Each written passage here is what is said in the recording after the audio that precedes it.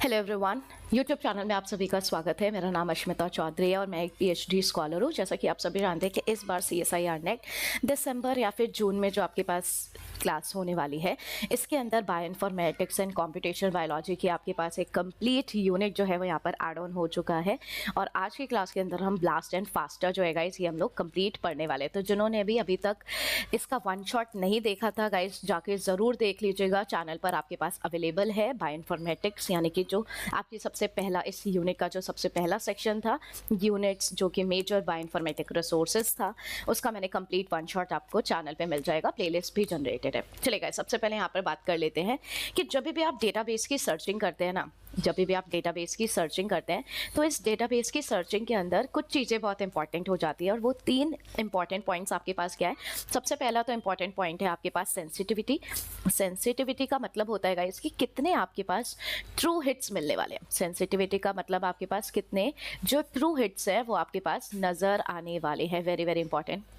यानी कि जब भी आप अलाइनमेंट करेंगे, कुछ कुछ शब्द है, इन शब्द को ध्यान से रखिएगा क्योंकि ये सब कुछ शब्द जो है वो आपके पेपर के अंदर रिपीट होते हुए नजर आएंगे। तो आपके पास अलाइनमेंट जो ये शब्द है, अलाइनमेंट का मतलब कि आपके पास जो सीक्वेंसेस होने वाले हैं, यानी कि एक आपका खुद का सीक्वेंस होगा जिसको गाइस हम लोग अपना क्वेरी सीक्वेंस के नाम से जानेंगे। ठीक है, जिसका क्वेरी सीक्वेंस के नाम से जाना जाएगा। और जो दूसरा सीक्वेंस आपके पास होने वाला है वो आपके पास डेटाबेस का सीक्वेंस नज़र आने वाला है। यानी कि जो दूसरा सीक्वेंस होगा वो आपके पास डेटाबेस के लिए नज़र आने वाला है। तो सबसे पहला आपके पास क्वेरी सीक्वेंस है, देन आपके पास डेटाबेस का सीक्वेंसेस है। इन्हीं को आप क्या करेंगे भाई, मैच करने वाले। ये आपका खुद का सीक्वेंस है और जिसके अंदर आप ढूंढने वाले हैं वो आपके पास डेटाबेस का सीक्वेंस है। तो गाइस, जब भी आप इसको मैचिंग करवाएंगे, ढूंढेंगे, तो कहाँ कहाँ पर आपके पास पॉसिबिलिटी है कि ट्रू हिट्स मिले होंगे। ट्रू हिट्स का मतलब आपके पास पॉजिटिव रिजल्ट्स मिले होंगे। ट्रू पॉजिटिव रिजल्ट्स जो है वो आपके पास देखने को मिले होंगे। इसका मतलब कि कितनी आपके पास चीज़ें मैच हुई होंगी। फॉर एग्जांपल गाइस, अगर आपके पास सीक्वेंस AT AG है तो इसमें से कितने सीक्वेंसेस आपके पास यहाँ पर ट्रू हिट्स मिले हैं। फॉर एग्जांपल यहाँ पर ATT था, यहाँ पर T था, यहाँ पर T था और यहाँ पर A था। तो आप देख पा रहे हैं ये 3 सीक्वेंसेस जो है वो आपके पास करेक्ट मिले हैं। तो ये जो करेक्ट हिट्स आपको मिले हैं यही ये एक्सप्लेन करेगा, यही आपको बताएगा। और ये उसको बोला जाता है डेटाबेस की सेंसिटिविटी, यानी कि कितनी चीज़ें आपके पास सही ट्रू हिट्स हुई हैं और उन सारे के सारे हिट्स को इंक्लूड करना। वेरी वेरी इंपॉर्टेंट, उन सारे हिट्स को यहाँ पर इंक्लूड करना क्या कहलाएगा भाई, सेंसिटिविटी। अब गाइस, सेंसिटिविटी के जस्ट अपोजिट आपके पास जो शब्द आने वाला है वो है सिलेक्टिविटी, या फिर आप इसी को स्पेसिफिसिटी भी बोल सकते हैं। सॉरी, इसका मतलब आपके पास क्या चीज़ देखने को मिलता है। इसका मतलब गाइस फॉल्स पॉजिटिव। इसका मतलब false positive and false positive, यानी कि जितने भी इनकरेक्ट आपके पास हिट्स आए हैं ना, जितने भी गलत आपके पास हिट्स आए हैं, उन सारे गलत हिट्स को आपको निकाल देना है। उन सारे गलत हिट्स को आपको एक्सक्लूड कर देना है। जैसे यहाँ पर आपने देखा जितने भी आपके पास हिट्स आए थे उन सभी को यहाँ पर इंक्लूड करा जाएगा। लेकिन सिलेक्टिविटी या फिर स्पेसिफिसिटी का मतलब कि जितने भी गड़बड़ वाले आते हैं ना, फॉर एग्जांपल आप देख पा रहे हैं ये दोनों के दोनों आपके पास मैच नहीं हुए हैं। ये दोनों आपके पास जो मैच नहीं हुए उन मैचेस को आपको क्या कर देना है, एक्सक्लूड कर देना, निकाल देना। तो इनको निकालने का जो प्रोसेस होने वाला है, ये जो एक्सक्लूडिंग का जो प्रोसेस होने वाला है, इसको आप स्पेसिफिसिटी या सिलेक्टिविटी बोलेंगे। और जो आपके पास मैच हुए हैं उसको इंक्लूड करने का जो प्रोसेस है वो सेंसिटिविटी आपके पास देखने को मिलते हैं। तो यही चीज़ गाइज आपके पास मेंशन कर रखी है। एंड गाइज, यहाँ से एक सवाल भी पूछा गया मैच का। वेरी वेरी इंपॉर्टेंट गाइज, यहाँ से मैच का सवाल भी पूछा गया था सेंसिटिविटी एंड स्पेसिफिसिटी का DBT एग्जामिनेशन के अंदर। ठीक है, तो जब DBT का पेपर हुआ था डिपार्टमेंट ऑफ बायोटेक्नोलॉजी, क्योंकि आप जानते हैं कि CSIR के साथ मर्ज हो गया है, तो यहाँ से एक मैच का सवाल भी पूछा गया था कि सेंसिटिविटी का मतलब आपके पास क्या होता है। सेंसिटिविटी का मतलब कि कितने करेक्ट हिट्स हुए हैं और जो भी करेक्ट हिट्स हुए हैं उनको आप इंक्लूड करना है और उन्हीं को आप ट्रू पॉजिटिव भी बोलेंगे। तो जो भी मैंने ये मार्क करे गाइस, ये सारे के सारे कीवर्ड्स हैं जो कि आपके पेपर के अंदर देखने को मिलेंगे। आप इन कीवर्ड से उनको सिंपली मैच कर देंगे। नेक्स्ट, सिलेक्टिविटी या फिर गाइस स्पेसिफिसिटी का मतलब मैंने आपको बताया कि कितने भी इनकरेक्ट हिट, जो भी गलत हिट्स थे, उन सभी को सिंपली एक्सक्लूड कर देना ये आपके पास कहलाता है। और इसी को फॉल्स पॉजिटिव, की गलती से आपके पास वो चीज़ इंक्लूड ना हो जाए, बाय मिस्टेक आपके पास इंक्लूड ना हो जाए। तो भाई ट्रू पॉजिटिव एक ये वाला जो शब्द है कीवर्ड मार्क कीजिएगा सेंसिटिविटी के लिए एंड सिलेक्टिविटी या फिर स्पेसिफिसिटी के लिए। जो फॉल्स पॉजिटिव है ये वाला शब्द जो है वो मार्क कर लीजिएगा गाइस। और तीसरा जो यूनिक कैरेक्टरिस्टिक्स होता है भाई वो स्पीड देखने को मिलती है। यानी कि जब भी आप अपने क्वेरी सीक्वेंस के साथ इस डेटाबेस के अंदर सर्चिंग कर रहे हैं, चेक कर रहे हैं, ढूंढ रहे हैं कि कितने करेक्ट हिट्स मिले, कितने करेक्ट हिट्स नहीं मिले, तो ये आपके पास स्पीड कहलाता है। और गाइस देखा गया है कि ये जो आपके पास सेंसिटिविटी है, ये आपके पास जो स्पेसिफिसिटी है और आपके पास ये जो टाइम देखने को मिलता है, कभी भी सारी चीज़ें इंक्रीज होती हुई नज़र नहीं आती। हमने देखा है कि जब आपके पास सेंसिटिविटी ज़्यादा मिलती है, स्पेसिफिसिटी ज़्यादा मिलती है, तो वहाँ पर समय जो है वो बढ़ जाता है। यानी कि वहाँ पर जो आपके पास समय लगने वाला है ना, वो ज़्यादा समय लगने वाला है। सॉरी। तो इसके बारे में ध्यान रखिएगा कि देखो अगर आपके पास रियल सिचुएशन होती है तो रियल में क्या होता है कि सेंसिटिविटी भी ज़्यादा मिलेगी, यानी कि आइडियल सिचुएशन के अंदर सिलेक्टिविटी भी ज़्यादा मिलेगी और स्पीड भी। बट आप सभी जानते हैं कि हमको हर चीज़ कभी भी नहीं मिल सकती है, आपको कुछ ना कुछ तो कॉम्प्रोमाइज़ करना पड़ेगा। अगर आपको सेंसिटिविटी या फिर सिलेक्टिविटी ज़्यादा चाहिए तो आपको अपना स्पीड जो है गाइस वो कम करना पड़ेगा, यानी कि जो टाइम है वो आपके पास यहाँ पर बढ़कर मिलने वाला है। तो हर चीज़ आपको यहाँ पर नहीं मिल सकती, कॉम्प्रोमाइज़ होता हुआ नजर आएगा। चलिए गाइस, अब नेक्स्ट यहाँ से बहुत बहुत सारे सवाल आपके पास पूछे गए, तो मैं थोड़ा सा आपको सबसे पहले यहाँ पर एक्सप्लेन कर देती हूँ कि ये आपके पास कहना क्या चाह रहे हैं। तो गाइस ये जो आपके पास एल्गोरिथम देखने को मिलती है, ये जो आपके पास एल्गोरिथम होती है ना, ये एल्गोरिथम आपके पास दो पार्ट्स के अंदर डिवाइडेड है। ये जो आपके पास एल्गोरिथम है वो दो पार्ट्स के अंदर डिवाइडेड है। पहला आपके पास एग्जॉस्टिव टाइप होता है, पहला आपके पास एग्जॉस्टिव टाइप देखने को मिलता है, और जो दूसरा है वो आपके पास ह्यूरिस्टिक टाइप नजर आता है। दूसरा जो है वो आपके पास ह्यूरिस्टिक टाइप देखने को मिलता है। तो एग्जॉस्टिव का मतलब क्या होता है गाइस? एग्जॉस्टिव यानी कि आपके पास अच्छा खासा समय लिया जाएगा, यहाँ पर जो टाइम है वो अच्छा खासा समय लिया जाएगा, लेकिन गाइज यहाँ से आपको बेस्ट और एग्जैक्ट रिजल्ट मिलेंगे। बेस्ट और एग्जैक्ट रिजल्ट जो है वो यहाँ पर आपके पास मिलने वाला है। तो एग्जॉस्टिव टाइप आपके पास क्या है कि समय तो अच्छा खासा लिया जाएगा, लेकिन जो आपको रिजल्ट मिलेंगे ना उसमें कॉम्प्रोमाइज वाली कोई भी चीजें नहीं होने वाली, यानी कि बेस्ट रिजल्ट आपको यहाँ पर मिलने वाला है। वही चीज अगर आप ह्यूरिस्टिक देते हैं, आप सभी जानते हैं कि भाई समय की कितनी ज्यादा कमी होती है, बहुत बार आपको तुरंत अपनी इंफॉर्मेशन देके तुरंत आपको अपना रिजल्ट जो है वो चाहिए होता है। तो अगर आप अपना टाइम घटाना चाहते हैं भाई, अगर आप टाइम घटाना चाह रहे हैं यानी कि गाइज आप यहाँ पर अपनी स्पीड बढ़ाना चाह रहे हैं, वेरी वेरी इंपॉर्टेंट, तो यहाँ पर ना भाई आपके पास कॉम्प्रोमाइज होगा। यहाँ पे जो भी चीज़ें बनने वाली हैं भाई वो आपके पास थोड़ी सी कॉम्प्रोमाइज बनने वाली है, और यहाँ पर थोड़ा सा शॉर्टकट मेथड का इस्तेमाल करा जाएगा। शॉर्टकट मेथड, बहुत सारी चीज़ें यहाँ पर इग्नोर कर दी जाएंगी, कुछ कुछ मेन चीज़ें जो है उन्हीं को यहाँ पर कंसिडर करा जाएगा। तो अगर आपको स्पीड चाहिए, समय अगर आप कम करवाना चाहते हैं तो भाई चीजें यहाँ पर कॉम्प्रोमाइज मिलेंगी, लेकिन अगर आप समय अच्छा खासा देते हैं, एग्जैक्ट और रिजल्ट्स लेना चाहते हैं, और यहाँ पर गाइस जो भी रिजल्ट्स आपके पास बनाए जाते हैं ना वो मैथमेटिकल कॉम्बिनेशन से आपके पास बनते हैं। अच्छा खासा समय लिया जाता है, मैथमेटिकल कॉम्बिनेशन के हिसाब से आपके पास चीजें जो है वो यहाँ पर देखने को मिलती है। एंड सबसे क्लासिक एग्जाम्पल गाइस पेपर का, जो भी मैं आपको यहाँ पर मार्क करवा रही हूँ, और कमेंट सेक्शन के अंदर जरूर बताइएगा, बिकॉज देखो इन सब चीज के पीछे बहुत ज्यादा मेहनत लगती है। अगर आप इससे रिलेटेड वो करना चाहते हैं, यानी कि क्वेश्चन प्रैक्टिस एंड ऑल करना चाहते हैं, तो बताना बिल्कुल भी मत भूलिएगा, ठीक है। चलिए देखते हैं जरा मैथमेटिकल कॉम्बिनेशन में आपके पास क्या चीज देखने को मिलता है गाइस। तो इसका क्लासिक एग्जांपल है डायनामिक प्रोग्रामिंग। इसका क्लासिक एग्जांपल है डायनामिक प्रोग्रामिंग गाइस, याद रखिएगा, वेरी वेरी इंपॉर्टेंट, ठीक है। डायनामिक प्रोग्रामिंग, और इस डायनामिक प्रोग्रामिंग के अंदर आपके पास दो चीजें देखने को मिलने वाली है, और वो दो चीजें क्या है? एक गाइस होता है लोकल अलाइनमेंट, यानी कि कुछ कुछ चीज़ों का अलाइनमेंट करना, जो सबसे ज़्यादा आपके पास अलाइन हो सकती है चीज़ें, जहाँ पर सबसे ज़्यादा पॉसिबिलिटी है उन्हीं चीज़ों को अलाइन कर देना। एंड दूसरा आपके पास क्या होता है गाइस? ग्लोबल अलाइनमेंट जो है वो यहाँ पर देखने को मिलती है, ठीक है। दूसरा आपके पास ग्लोबल अलाइनमेंट नज़र आता है। तो लोकल अलाइनमेंट में आपके पास क्या क्या चीज़ें होती है? लोकल अलाइनमेंट याद रखेगा, पेपर का टीबीटी के अंदर ऐसा कोई भी पेपर नहीं हुआ लास्ट 10-15 सालों से जहाँ से सवाल ना पूछे गए, बहुत ज़्यादा पेपर में पूछा जाता है। तो कभी भी लोकल अलाइनमेंट आती है तो लोकल अलाइनमेंट का दूसरा नाम यहाँ पर स्मिथ वाटरमैन होता है। स्मिथ वाटर मैन जो है गाइस वो आपके पास यहाँ पर देखने को मिलेगा, मार्क करिएगा, वेरी इंपॉर्टेंट। तो ये जो वाटर है ना, पानी से याद करिएगा, पानी आपको हर जगह मिल जाता है, हर लोकली जगह जो है वो आपके पास देखने को मिलता है, तो लोकल हो जाएगा। ग्लोबल अलाइनमेंट का जो दूसरा नाम होता है वो आपके पास निडल मैन होता है, निडल मैन। वुंच रिएक्शन, वुंच एल्गोरिथम जो है वो आपके पास देखने को मिलता है, तो निडल मैन वुंच एल्गोरिथम आपके पास यहाँ पर देखने को मिलता है। और निडल मैन यानी कि जो सुई है, यानी कि जो हमारे पास इंजेक्शन लगता है भाई, वो ग्लोबली लगता है, हर जगह आपकी वैक्सीनेशन होती है। तो कोरोना से याद रखिएगा, कोरोना में पूरी जगह वैक्सीनेशन लगी थी, सुई हर जगह लगती है, तो भाई सुई ग्लोबली लगेगी। और जो पानी मिलने वाला है वो आपके पास लोकल मिलने वाला है, प्लीज़ मार्क कीजिएगा गाइस, वेरी वेरी इंपॉर्टेंट। अभी मैंने आप सभी के लिए एक प्रैक्टिस सेशन भी आपके लिए प्लान आउट कर रखा है, जिसके अंदर मैंने जितने भी PYQs क्वेश्चन हैं वो मैं आपके लिए करवाने वाली हूँ। तो मैंने बहुत कुछ आपके लिए प्लान आउट कर रखा है, तो प्लीज़ कमेंट सेक्शन में ज़रूर बताइएगा कि आप भी चाहते हैं कि बायोइन्फॉर्मेटिक्स के जहाँ पर भी सवाल पूछे गए, वेदर वो आपका गेट एग्जाम है, DBT एग्जाम है, गैट भी एग्जाम है, तो जहाँ पर भी बायोटेक पूछा जाएगा भाई वहाँ पर बायोइन्फॉर्मेटिक्स आएगा।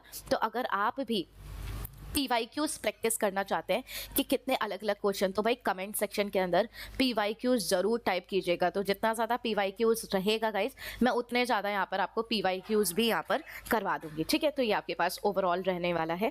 एंड नेक्स्ट गाइस, ये तो मैंने आपको एग्जॉस्टिव बता दिया कि यहाँ पर समय अच्छा खासा लगने वाला है, लेकिन रिजल्ट आपको उतना ही बेहतरीन यानी कि बेस्ट रिजल्ट मिलने वाला है। लेकिन ह्यूरिस्टिक के अंदर समय आपको कम चाहिए, शॉर्टकट मेथड का इस्तेमाल करा जाएगा, थोड़ी चीज़ें कॉम्प्रोमाइज़ होगी, उतनी एग्जैक्ट सोल्यूशन आपके पास यहाँ पर नहीं मिलने वाला। और इसका क्लासिक एग्जांपल है ब्लास्ट एंड फास्टा। और आज की क्लास के अंदर गाइस हम यही पढ़ने वाले हैं, ब्लास्ट एंड फास्टा के बारे में। तो याद रखिएगा, पेपर का सवाल पूछा जाता है कि ब्लास्ट और फास्टा क्या ह्यूरिस्टिक होता है या फिर ये एग्जॉस्टिव होता है, तो मार्क करके रखिएगा, ये आपके पास ह्यूरिस्टिक टाइप नजर आता है। Very very important for you all, बहुत बहुत ज़्यादा इंपॉर्टेंट। और जिनको भी भाई इसकी कंप्लीट PDF चाहिए, तो PDF के लिए आप टेलीग्राम का जो चैनल है वो ज़रूर डाउनलोड कर लीजिएगा। टेलीग्राम डाउनलोड करके इस चैनल को गाइस ज़रूर ज्वाइन कर लीजिएगा। और चैनल जो है वो आपको डिस्क्रिप्शन यानी कि कमेंट सेक्शन के अंदर ही आपको यहाँ पर चैनल भी मिल जाएगा, ठीक है। तो एग्जॉस्टिव में हमने क्या देखा गाइस, एक रिगरस एल्गोरिथम होता है, यहाँ पर बेस्ट और एग्जैक्ट सोल्यूशन आपको मिलने वाला है। जितना भी मैथमेटिकल कॉम्बिनेशन है सभी का यहाँ पर इस्तेमाल करा जाता है, कॉम्पिटिशनली बहुत इंटेंसिव होता है। डायनेमिक प्रोग्रामिंग देखने को मिलती है, और डायनेमिक प्रोग्रामिंग के अंदर 2 शब्द मैंने आपको बता दिया, उसको ज़रूर याद कर लीजिएगा। 10 बार बोलते रहिए, लिखते रहिए कि आपको भी चीज़ें याद हो जाए भाई। स्मिथ वाटरमैन, और वाटरमैन मैंने आपको बताया था पानी जो है वो आपके पास लोकली मिलता है, तो लोकल अलाइनमेंट यहाँ पर याद रखिएगा। और जो दूसरा हमने पढ़ा है वो हमने पढ़ा था निडलमैन। दूसरा जो हमने पढ़ा है गाइस वो हमने निडलमैन वुंच एल्गोरिथम जो था वो हमने यहाँ पर देखा था। एंड वुंच एल्गोरिथम के अंदर हमने देखा था कि वो आपके पास एक ग्लोबल अलाइनमेंट जो था वो आपके पास देखने को मिला था। नेक्स्ट मैंने आपको क्या बताया गाइस, नेक्स्ट हम सभी ने देखा कि आपके पास किस तरीके से कॉम्प्लेक्स जो है वो आपके पास मिल रहा था। ह्यूरिस्टिक टाइप हम सभी ने देखा, और ह्यूरिस्टिक के अंदर भी हमने क्या देखा, ह्यूरिस्टिक के अंदर हम सभी ने देखा कि ब्लास्ट और फास्टा आपके पास नजर आते हैं। तो यहाँ पर आपके पास नियर ऑप्टिमल सोल्यूशन मिलेगा, मतलब करेक्ट एग्जैक्ट सोल्यूशन तो नहीं मिलेगा, बट लेकिन आपके पास एक ऑप्टिमल सोल्यूशन जो है वो यहाँ पर मिल जाएगा। और इसका आपके पास ब्लास्ट और फास्टा आपके पास होने वाला है। तो क्लियरली मेंशन कर रखा है कि ह्यूरिस्टिक मेथड गारंटीड नहीं होता, ये बेस्ट और एक्यूरेट सोल्यूशन नहीं देता, लेकिन रियलिस्टिक टाइम फ्रेम के अंदर आपको आंसर दे देता। मान लीजिए आपने अभी अपलोड करा अपना क्वेरी सीक्वेंस, और आपको उसका आंसर चाहिए, तो आपको भाई तुरंत मिल जाएगा। तो होप सभी को एल्गोरिथम, ह्यूरिस्टिक और ये क्लियर हो गया होगा। चलिए सबसे पहले स्टार्ट कर देते हैं। तो डायनेमिक प्रोग्रामिंग मैंने आपको स्मिथ वाटरमैन बता दिया, और साथ साथ मैंने एक और चीज़ आपको बता दी। तो ह्यूरिस्टिक एल्गोरिथम के अंदर ब्लास्ट और फास्टा आपके पास आ जाता है। अब वेरी वेरी इंपॉर्टेंट गाइज, अभी हम बात करेंगे ब्लास्ट और फास्टा के बारे में कि कौन कौन सी ये अपना प्रोसेस करते हैं, इनका स्टेप बाय स्टेप का प्रोसेस क्या देखने को मिलता है। तो सबसे पहले भाई ब्लास्ट पर आ जाते हैं। ब्लास्ट का एक क्वेश्चन फिक्स्ड है, ब्लास्ट का एक क्वेश्चन फिक्स्ड है, कुछ आए या ना आए, ब्लास्ट जरूर आपके पेपर में आने वाला है। तो प्लीज भाई बहुत बहुत ज्यादा इंपॉर्टेंट, जितने स्टार मार्क करने हैं, जितना वेरी इंपॉर्टेंट मार्क करना है कर लेना इस बार, यानी कि 2025 के अंदर। मैं अगर आपको बता दूं 2025 DBT एग्जामिनेशन के अंदर ब्लास्ट से रिलेटेड गाइस सबसे पहला क्वेश्चन क्या पूछा गया था कि ब्लास्ट स्टैंड्स फॉर, ब्लास्ट की आपके पास फुल फॉर्म क्या होती है। तो इस तरीके का क्वेश्चन आपको सेक्शन B में भी देखने को मिल सकता है कि basic local alignment search tool. सबसे पहले तो भाई इसका एब्रीवेशन कर लो भाई, basic local alignment search tool आपके पास नजर आने वाला है।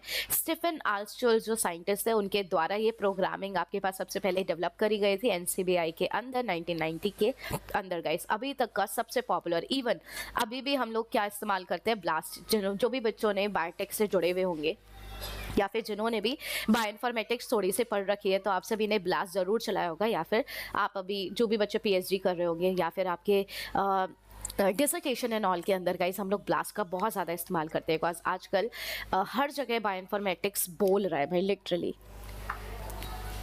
ठीक है गाइस, तो इसका ऑब्जेक्टिव क्या होने वाला है, हाई स्कोरिंग और अनगैप्ड सेगमेंट। Very very important. हम क्या चाहते हैं कि आपके पास अच्छे से अलाइनमेंट हो जाए, और अलाइनमेंट किसके बीच में करेंगे, एक तो आपका क्वेरी सीक्वेंस होगा, यानी कि जो आपका खुद का सीक्वेंस है, ठीक है, यानी कि गाइस योर सीक्वेंस जिसको भी आपको अपना करना है। तो आपका एक सीक्वेंस है और इस सीक्वेंस को किसके खिलाफ करा जाएगा, इसको आप डेटाबेस के खिलाफ करने वाले हैं।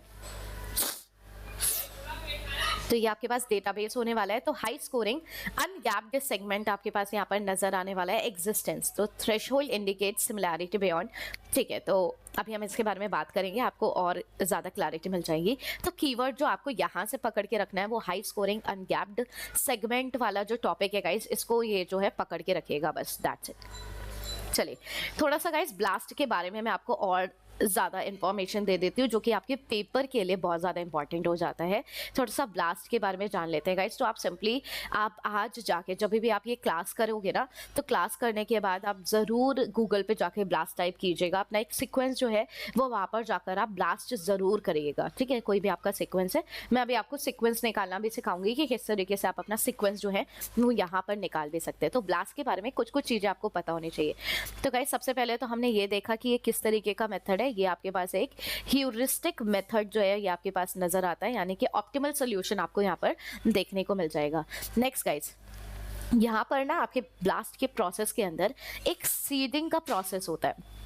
ब्लास्ट के प्रोसेस के अंदर सबसे पहले गाइस एक आपके पास सीडिंग का प्रोसेस होता है। इस सीडिंग के प्रोसेस के अंदर जो ब्लास्ट है ना, इस ब्लास्ट के अंदर हम लोग वर्ड का इस्तेमाल करते हैं, ठीक है।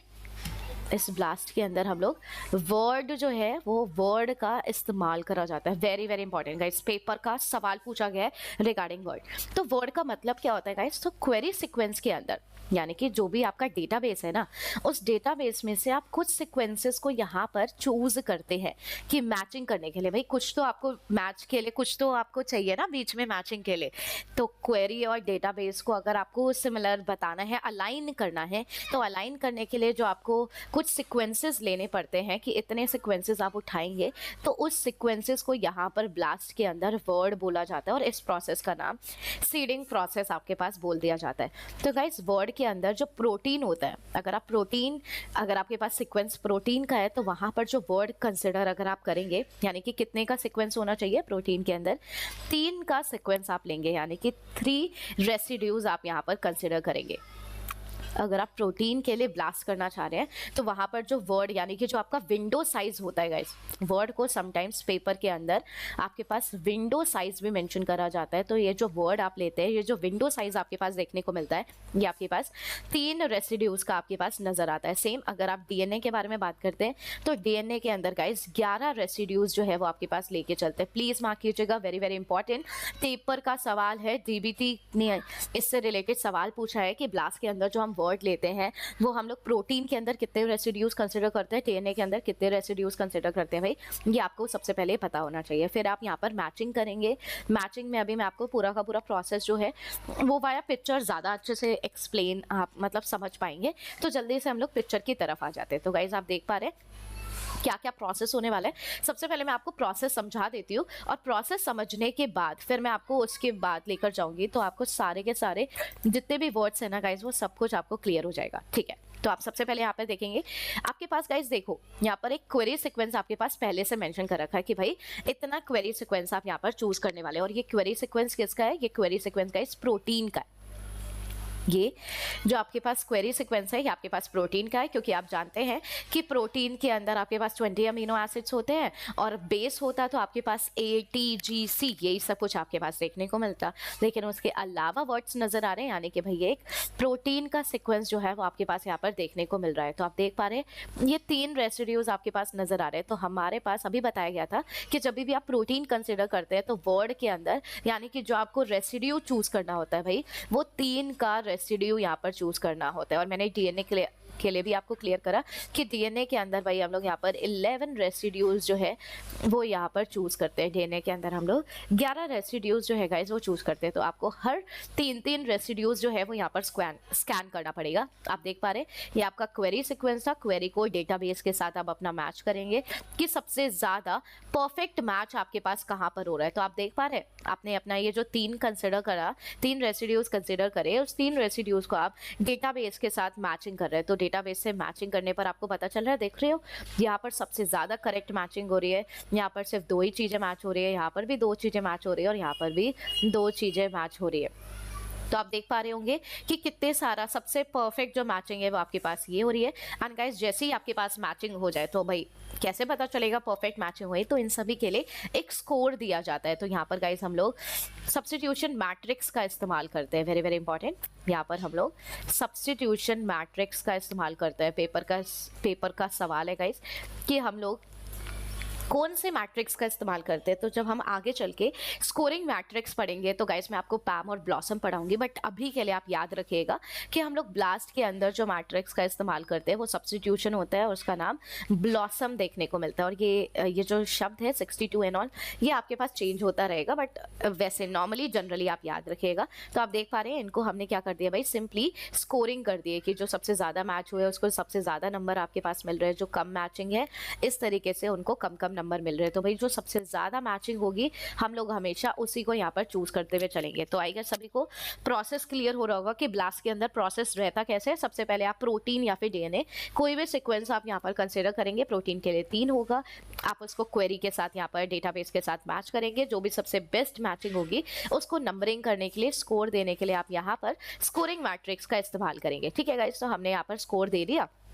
स्कोर देने के बाद आप क्या करेंगे गाइस, एक्सटेंशन का प्रोसेस होता है। ठीक है, अब आपके पास स्कोर देने के बाद एक्सटेंशन का प्रोसेस होता है। तो जहां पर भी वो 3 रेसिड्यूज आपके पास कॉमन मिल जाते हैं, जहां पर भी वो 3 रेसिड्यूज आपके पास कॉमन मिल जाते हैं तो आप क्या करेंगे, लेफ्ट की तरफ आप इसको अलाइन करते हुए चले जाएंगे और राइट की तरफ भी आप इसको अलाइन करेंगे। मतलब लेफ्ट और राइट दोनों की तरफ आप इसको क्या करेंगे, अलाइन करते हुए नजर आएंगे। तो लेफ्ट की तरफ भी और राइट की तरफ भी आपने क्या कर दिया, सिंपली अलाइन कर लिया।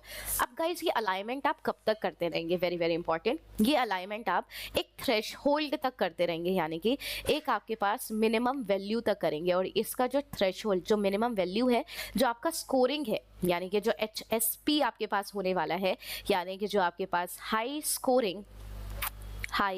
स्कोरिंग सेगमेंट पेयर जो आपके पास यहाँ पर नजर आने वाला है, सेगमेंट पेयर जो आपके पास नजर आने वाला है गाइस, इसकी वैल्यू 22 से नीचे नहीं जानी चाहिए। जैसे ही आपके पास 22 से नीचे चली जाएगी आप उसके अलाइनमेंट को क्या कर देंगे, यानी कि जो ये लेफ्ट राइट आप एक्सटेंड कर रहे थे ना, इसको आप रोक देंगे।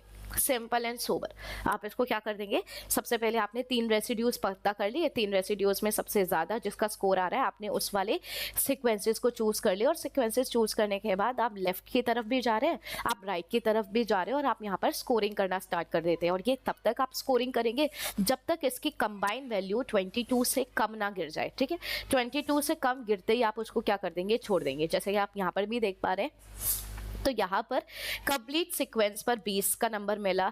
डी और ई आपके पास एस्पार्टिक एसिड और यहाँ पर आपके पास ग्लूटामिक एसिड दोनों ही नेगेटिवली चार्ज थे, तो 2 नंबर मिल गया। बिल्कुल मैच हो रहे थे तो 5 नंबर आपके पास मिल गया। इस तरीके से आप नंबरिंग करेंगे। तो आप देख पा रहे हैं यहाँ पर जो नंबरिंग करने पर जब आप इन सभी को प्लस माइनस करेंगे गाइस, तो टोटल जो स्कोर देखने को मिल रहा है 24 मिल रहा है।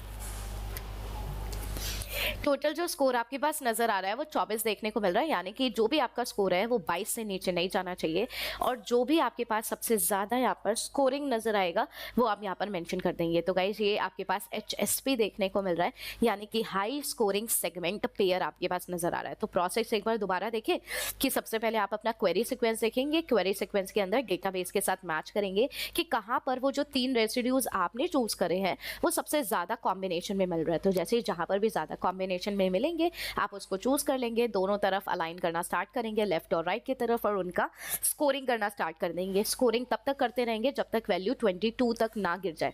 22 से ऊपर होनी चाहिए, 22 आपके पास लास्ट यानी कि बॉर्डर होने वाला है, थ्रेशोल्ड आपके पास वैल्यू यहाँ पर होने वाली है।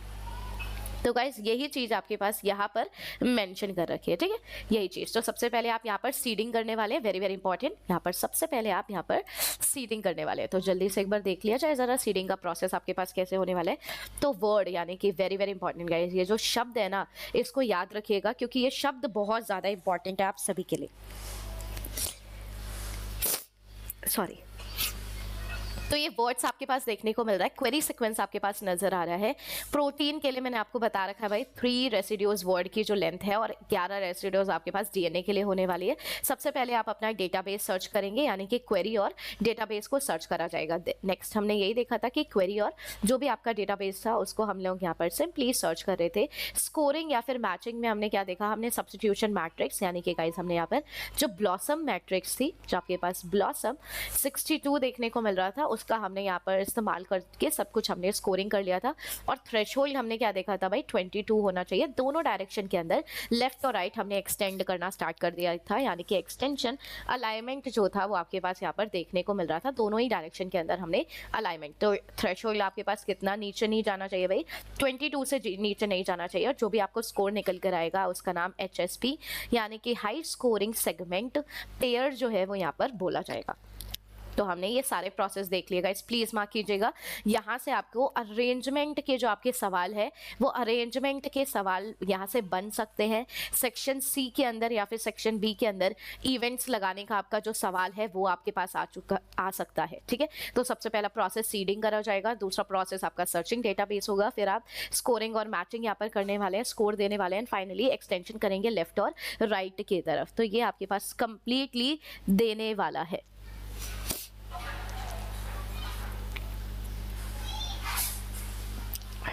चलेगा, इस आगे देखिए, ठीक है। एक और चीज आपके पास इंट्रोड्यूस हुई है और वो है आपके पास गैप्ड ब्लास्ट, यानी कि जो भी आपका रीसेंट इंप्रूवमेंट अभी देखने को मिला है। अब हमने ब्लास्ट के अंदर भी क्या स्टार्ट कर दिया है, गैपिंग करना स्टार्ट कर दी है, यानी कि गैप को इंट्रोड्यूस करना हमने यहाँ पर क्या कर दिया है, सिंपली स्टार्ट कर दिया है। होप सभी को क्लैरिटी मिल रही हो। तो अभी तक हम सभी ने, अगर आपने देखा होगा तो ऑब्जेक्टिव के अंदर हमने क्या पढ़ा था कि अनगैप्ड सेगमेंट, लेकिन आगे चल के हम लोग इसको और ज़्यादा अच्छा से कर रहे हैं, मॉडिफाई कर रहे हैं। तो हमें थोड़ा सा गाइज यहाँ पर गैप को इंट्रोड्यूस करना पड़ेगा दोनों तरफ, और हम लोग यहाँ पर डायनेमिक मेथड को भी इंट्रोड्यूस कर देते हैं। बस डायनेमिक का काम क्या होता है कि बेस्ट आपके पास करना,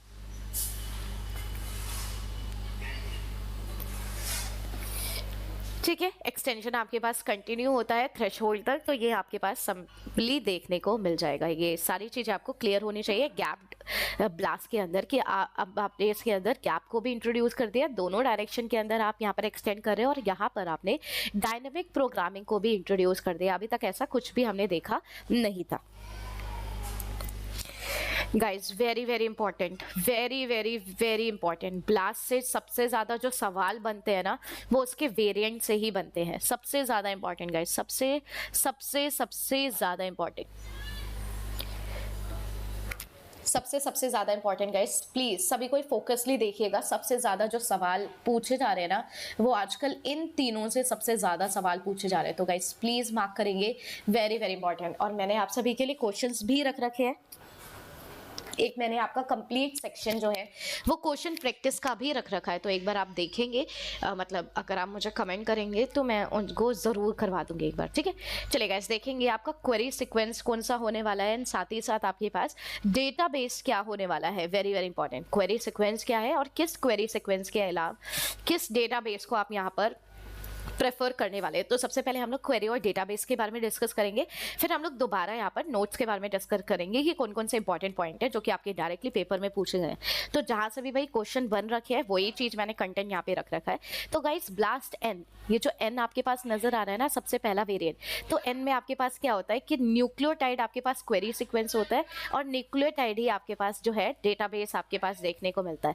तो ब्लास्ट एन के अंदर न्यूक्लियोटाइड ही क्वेरी सीक्वेंस है और न्यूक्लियोटाइड ही आपके पास डेटाबेस जो है वो नजर आने वाला है। तो दोनों चीजें एन होने वाली है, यानी कि आपका क्वेरी सीक्वेंस भी न्यूक्लियोटाइड होने वाला है और आपका डेटाबेस भी यहाँ पर न्यूक्लियोटाइड ही नजर आने वाला है। तो ये चीज गाइज आपको क्लियर होना चाहिए। नेक्स्ट हमारे पास पी देखने को मिलेगा। पी का मतलब यानी कि आपका क्वेरी सीक्वेंस भी प्रोटीन होगा और जो आपके पास डेटाबेस है वो भी आपका प्रोटीन होगा। तो ये सबसे इजी होता है blast N and blast P कि आपके पास एक न्यूक्लियोटाइड सीक्वेंस है और एक आपके पास प्रोटीन का सीक्वेंस जो है वो आपके पास देखने को मिल रहा है। नेक्स्ट गाइस ब्लास्ट एक्स, सबसे ज्यादा भाई इन्हीं तीनों से सवाल आ रहा है और इन तीनों में भी बता दूं मैं, टी ब्लास्ट एक्स और ब्लास्ट एक्स से सबसे ज्यादा सवाल पूछे जाते हैं। तो गाइस अब इसमें क्या होता है कि आप न्यूक्लियोटाइड यानी कि डीएनए का तो इस्तेमाल करेंगे, लेकिन डीएनए को आप क्या करेंगे 6 रीडिंग फ्रेम्स में रखेंगे। Very very important, 6 reading frame का मतलब क्या होता है थोड़ा सा मैं आपको यहाँ पर समझा देती हूँ। तो गाइस फॉर एग्जांपल मेरे पास इस तरीके से ATG, ACG, ACC, AGG आपके पास है, ठीक है। तो अगर आप देख पा रहे हैं और सेम आप इधर से इधर भी जा सकते हैं और इधर से आप इधर भी जा सकते हैं। तो अगर आपने इस वाले को छोड़ दिया तो अब आपके पास जो भी सीक्वेंसेस बनेंगे वो TGA बनेंगे, आपके पास CCA बनेगा। सेम अगर आपने G से चालू करा तो GAC बनेगा, CAG बनेगा। अगर आपने A से चालू करा तो ATG बनेगा। मतलब 3 अलग अलग तरीके से बन सकते हैं। एक तो आपके पास है ही कि A से चालू करूंगी तो ये बनेगा। अगर मान लीजिए A हट जाता है और मैं T से चालू करती हूँ तो मेरे पास जो अमीनो मतलब जो कोडोन्स बनेंगे वो आपके पास TGA के बनेंगे, CCA के बनेंगे। मतलब इस तरीके से आप देख पा रहे हैं 3 ऊपर का अलग फ्रेम नजर आ रहा है। सेम गाइस आपके पास जो सीक्वेंसेस होगा पीछे से भी आप देख सकते हैं, AGG बनेगा, CAA बनेगा। सेम आप G से स्टार्ट कर सकते हैं, सेम आप A से स्टार्ट कर सकते हैं। तो 3 और 3 6 रीडिंग फ्रेम्स जो हैं वो आपके पास यहाँ पर बनते हुए नजर आएंगे, ठीक है। 6 अलग अलग रीडिंग फ्रेम्स आपके पास बनेंगे और किसके अगेंस्ट आप करेंगे भाई, प्रोटीन के अगेंस्ट, यानी कि translated. Very very important guys, बहुत बहुत ज़्यादा इंपॉर्टेंट, बहुत ही ज़्यादा इंपॉर्टेंट। मैं आपको जब क्वेश्चंस करवाऊंगी ना तब आपको इसकी इंपॉर्टेंस और ज़्यादा समझ में आएगी कि कितनी ज़्यादा ये आपके लिए इंपॉर्टेंस है। सबसे ज़्यादा सवाल पूछे जाते हैं इसी से। डीबीटी के पेपर के अंदर ऐसा कोई भी पेपर नहीं है जहाँ पर ब्लास्ट के वेरिएंट से सवाल ना पूछा गया। तो बहुत ज़्यादा इंपॉर्टेंट है। यानी कि क्वेरी है तो न्यूक्लियोटाइड न्यूक्लियोटाइड है, प्रोटीन प्रोटीन है। ब्लास्ट एक्स का मतलब न्यूक्लियोटाइड है आपके पास, साथ में प्रोटीन है। टी ब्लास्ट एन भाई, टी ब्लास्ट एक्स और T blast N just opposite है। न्यूक्लियोटाइड की जगह आपके पास क्वेरी सीक्वेंस प्रोटीन हो जाएगा और डेटाबेस का जो आपके पास सीक्वेंस है वो यहाँ पर क्या देखने को मिलेगा, ट्रांसलेटेड आपके पास नजर आएगा। Guys very very important, T blast x जहां पर दोनों ही आपके ट्रांसलेटेड होंगे, यानी कि भाई क्वेरी सीक्वेंस भी आपके पास ट्रांसलेटेड है और डेटाबेसेस भी आपके पास ट्रांसलेटेड है, ठीक है। तो आपको याद कैसे करना है भाई, अगर आपके पास न्यूक्लियोटाइड है यानी कि दोनों ही चीजें आपके पास न्यूक्लियोटाइड है, क्वेरी सीक्वेंस और डेटाबेस दोनों ही न्यूक्लियोटाइड है। पी का मतलब दोनों ही चीजें हैं। ब्लास्ट एक्स का मतलब कि आपके पास न्यूक्लियोटाइड 6 ट्रांसलेटेड है और ये आपके पास प्रोटीन देखने को मिल रहा है। T blast X, T blast N का मतलब आपके पास क्या हो जाएगा कि प्रोटीन है और प्रोटीन आपके पास किसके खिलाफ देखा जा रहा है, न्यूक्लियोटाइड 6। और अगर दोनों तरफ ही ट्रांसलेटेड न्यूक्लियोटाइड है तो वो आपके पास टी ब्लास्ट एक्स जो है वो देखने को मिलेगा। तो प्लीज फोकस कीजिएगा गाइस, वेरी वेरी इंपॉर्टेंट। तो आप देख सकते हैं न्यूक्लियोटाइड न्यूक्लियोटाइड सर्च के लिए इसका इस्तेमाल करा जाता है, प्रोटीन प्रोटीन सर्च के लिए इसका इस्तेमाल करा जाता है। T blast x very very important, अगर आपका प्रोटीन जो इनपुट है वो प्रोटीन कोडिंग डीएनए है यानी कि ट्रांसलेटेड सीक्वेंसेस है तो आप इसका इस्तेमाल करेंगे। ये आप तब करेंगे जब आपके पास प्रोटीन के होमोलॉग्स देखने को मिलेंगे, न्यूली सीक्वेंसेस नजर आएंगे, अनएनोटेटेड जो जीनोम है वो आपके पास अगर देखने को मिलता है तब आप इसका इस्तेमाल करने वाले हैं। एंड लास्ट वाला सबसे ज्यादा कॉम्पिटिशनली इंटेंसिव आपके पास नजर आता है। तो गाइस BLAST2 सीक्वेंस आपके पास एक वेब सर्वर होता है जहां पर आप 2 सीक्वेंसेस यहां पर प्रोवाइड करते हैं और वो दोनों सीक्वेंसेस को सिंपली क्या कर देता है, ग्राफिकली आपके पास अलाइन करके आपको उसका आउटपुट जो है वो प्रोवाइड कर देगा BLAST2 सीक्वेंस के अंदर। तो भाई बहुत बहुत ज्यादा इंपॉर्टेंट गाइस आप सभी के लिए, प्लीज एक बार गो थ्रू जरूर कर लेना। तो ये तो आपको पता है कि सीक्वेंस जो प्रोटीन सीक्वेंस है उसकी इंफॉर्मेशन सेंसिटिव क्यों है। यहाँ से आपका सेक्शन सी का सवाल रेडी हो सकता है। यहाँ से आपका सेक्शन सी का जो 4 नंबर वाला सवाल होता है गाइस, 4 मार्कर का जो सवाल है वो आपके पास यहाँ पर रेडी हो सकता है कि डीएनए आपके पास 4 न्यूक्लियोटाइड के होते हैं, 20 अमीनो एसिड से मिलकर बने हुए हैं और उसका 5 फोल्ड इंक्रीज होता है। हम सभी जानते हैं कि डीएनए 4 न्यूक्लियोटाइड है, लेकिन वही आपके पास प्रोटीन 20 है, यानी कि 5 गुना आपके पास ज्यादा देखने को मिलेगा। 5 टाइम्स इंफॉर्मेशन आपके पास यहाँ पर ज्यादा भी नजर आने वाले है। तो कोई भी अमीनो एसिड सब्स्टिट्यूशन होगा तो कुछ भी अगर आपको इन्फॉर्मेशन चाहिए तो प्रोटीन सबसे ज्यादा इन्फॉर्मेशन आपके पास प्रोवाइड करेगा, न्यूक्लियोटाइड आपके पास उतनी इंफॉर्मेशन प्रोवाइड नहीं करवा पाएगा। प्रोटीन इनकोडिंग डीएनए सीक्वेंसेस, मैंने अभी आपको बताया था कि अगर आपका क्वेरी सीक्वेंस प्रोटीन इनकोडिंग है तो आप ब्लास्ट एक्स का यहाँ पर इस्तेमाल करेंगे एंड सो ऑन। अगर होमोलॉग्स है तो आप टी ब्लास्ट एन का इस्तेमाल करेंगे। अगर आप प्रोटीन कंपैरिजन कर रहे हैं तो भाई टी ब्लास्ट एक्स, और ये थोड़ा स्लो भी होता है, कॉम्पिटिशनली इंटेंसिव भी आपके पास यहाँ पर देखने को मिलता है। चलिए guys, next very very important, very very very important, यहाँ से बनेंगे सवाल।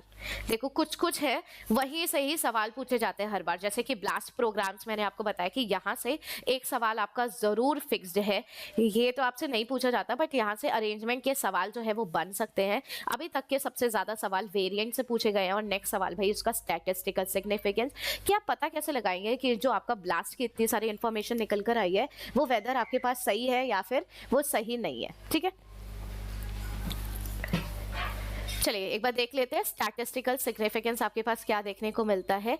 अब गाइस यहाँ पर जो स्टैटिस्टिकल सिग्निफिकेंस आप मेजर करने वाले हैं ना, उसका नाम है ई वैल्यू। ठीक है, उसका नाम है आपके पास ई वैल्यू, और ई को ही आप एक्सपेक्टेड वैल्यू के नाम से भी जानते हैं, expected value. Guys please 5 minute के लिए फोकसली सुनेगा, आपके पास सारा का सारा जो भी आपके इश्यूज होंगे ना वो सारी के सारी यहाँ पर आपको क्लैरिटी जो है वो मिल जाएगी। ठीक है, चलिए ई वैल्यू स्टार्ट करते हैं। तो भाई ई वैल्यू यानी कि एक्सपेक्टेड वैल्यू आपके पास देखने को मिलेगा, एक्सपेक्टेशन वैल्यू या फिर एक्सपेक्टेड वैल्यू जो भी आपको बोला है। तो गाइस इस ई वैल्यू का मतलब आपके पास क्या होता है? इस ई वैल्यू का मतलब गाइस कि वो आपके पास प्रोबेबिलिटी, वो आपके पास प्रोबेबिलिटी कि जो भी आपके पास अलाइनमेंट हुआ है ना, प्रोबेबिलिटी कि जो भी आपके पास अलाइनमेंट हुआ है वो अलाइनमेंट भाई बाय रैंडम हुआ है, मतलब बाय रैंडम चांस हुआ है, गलती से अलाइनमेंट हो गया है। वो अलाइनमेंट आपके पास क्या हो गया है, गलती से वो अलाइनमेंट आपके पास हो गया है, यानी कि गाइस वो अलाइनमेंट ट्रू नहीं है, यानी कि वो अलाइनमेंट आपके पास ट्रू नहीं है। फॉर एग्जाम्पल आप मैच करने जा रहे थे, 2 सीक्वेंसेस आप मैच कर रहे थे, और वो जो 2 सीक्वेंसेस आप मैच कर रहे थे ना वो बाई चांस मैच हो गए हैं, खुद से मैच नहीं हुए, गलती से मैच हो गए। ठीक है, very very important, bye random chance, यानी कि भाई यहाँ पर ट्रू अलाइनमेंट आपके पास देखने को नहीं मिली है, गलती से वो अलाइनमेंट हो चुके हैं, गलती से वो आपके पास अलाइन हो गए। तो गाइस अगर ई वैल्यू, जो ई वैल्यू है अगर आपके पास जितनी ज़्यादा कम रहती है, यानी कि उसकी पॉसिबिलिटी उतनी ज़्यादा कम है, यानी कि वहाँ पर रैंडमली अलाइन होने की पॉसिबिलिटी कम है, यानी कि आपके पास वो वाला जो मैच होगा वो सबसे सिग्निफिकेंट मैच आपके पास देखने को मिलेगा।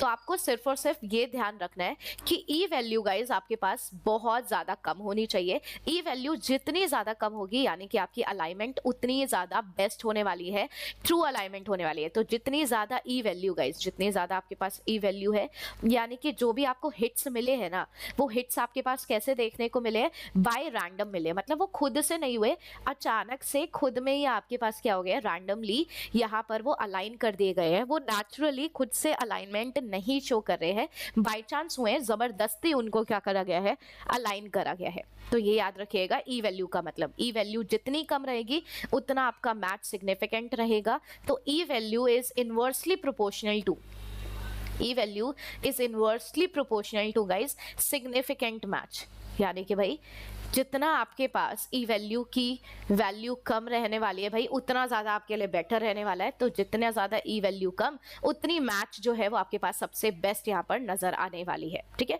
उतना ही बेस्ट मैच आपके पास देखने को मिलने वाला है। तो गाइस अगर ई वैल्यू 0 है, फॉर एग्जाम्पल पेपर का सवाल पूछा गया है, अगर ई वैल्यू 0 है इसका मतलब यानी कि भाई वहाँ पर जो रैंडमली चांस हुए होंगे, मतलब रैंडमली अलाइनमेंट के चांसेस रहे होंगे वो कितने रहे होंगे भाई, 0 रहेंगे। जाएंगे, यानी कि वहां पर सबसे प्रॉपरली सबसे ट्रू अलाइनमेंट जो था वो आपके पास देखने को मिला। तो ई वैल्यू जितनी कम रहेगी, जितनी नेगेटिव में रहेगी, उतनी आप सभी के लिए यहाँ पर क्या रहेगा गाइस, बेहतरीन रहने वाला है। और ई वैल्यू को एक्सप्लेन करने के लिए गाइस एक फॉर्मूला भी दिया गया है कि ई की value m into N into P आपके पास देखने को मिलता है, जहां पर m का मतलब आपके पास क्या होता है कि कितने नंबर ऑफ रेसिड्यूज जो है वो आपके पास, कितने नंबर ऑफ रेसिड्यूज डेटाबेसेस के अंदर मौजूद है, कितने number of residues query sequences के अंदर आपके पास मौजूद है। एंड फाइनली पी का मतलब जो भी आपके पास अलाइनमेंट हुआ है उसका स्कोर आपके पास कितना नजर आने वाला है, उसका स्कोर आपके पास कितना नजर आने वाला है। तो एक मैं एग्जांपल से आपको बताती हूँ।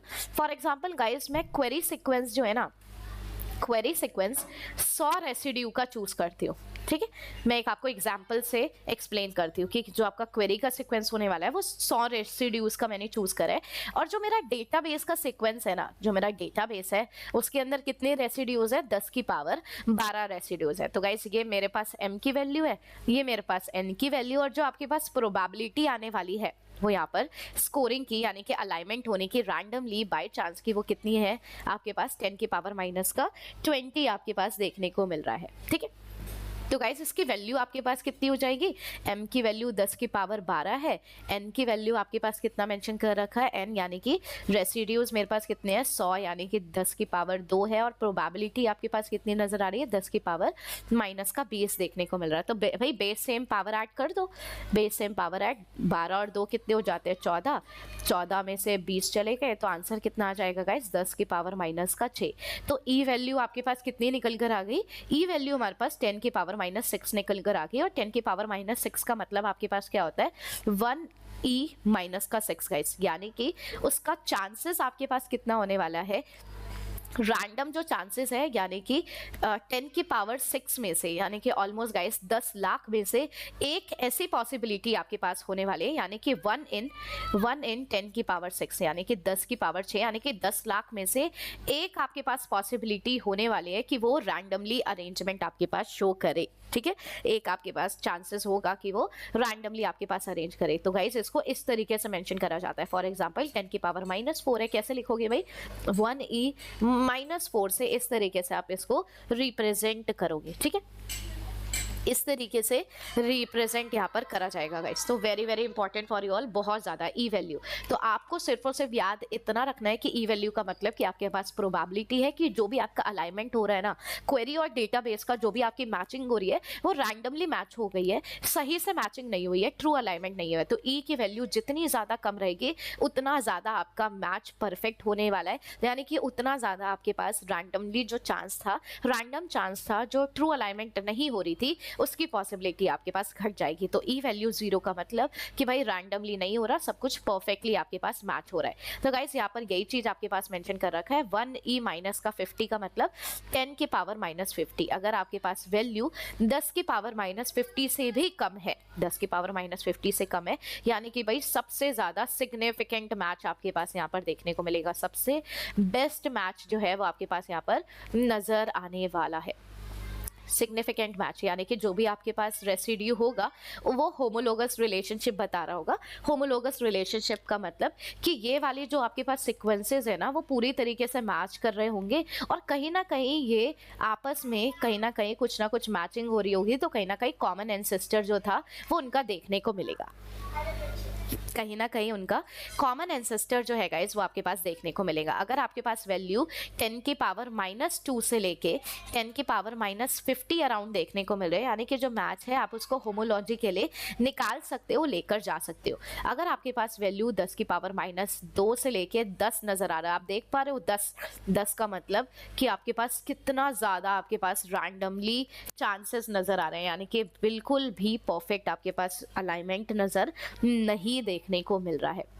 एंड फाइनली अगर ई की वैल्यू 10 से ज्यादा है, इसका मतलब भाई वो सीक्वेंस टोटली अनरिलेटेड है, वो बिल्कुल मैच हो ही नहीं रहे हैं, कोई चांस ही नहीं है, कोई चांस ही नहीं है। तो गाइस ये वाली जो मैंने ये आपके पास ये जो बात लिख रखी है इसको भाई अपने दिमाग में डाल लेना।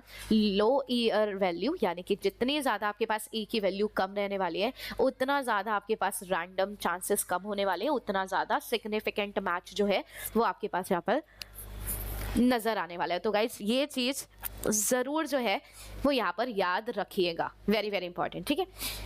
अब गाइस ई वैल्यू के साथ ना कुछ दिक्कतें हैं, ई वैल्यू के साथ आपके पास ना कुछ दिक्कतें हैं। तो मैं आप सभी के लिए एक वो ले लेती हूँ, एक एक्स्ट्रा पेज यहाँ पर कंसिडर कर लेती हूँ।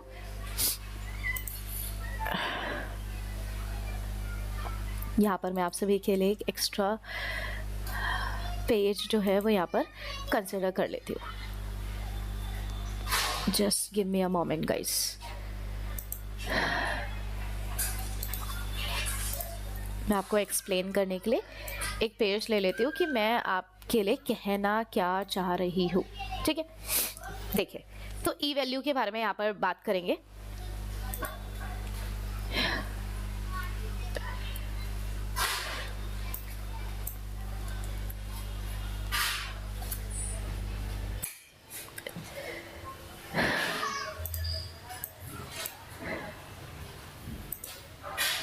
चले गए, स्टार्ट करते हैं ज़रा रिगार्डिंग दिस।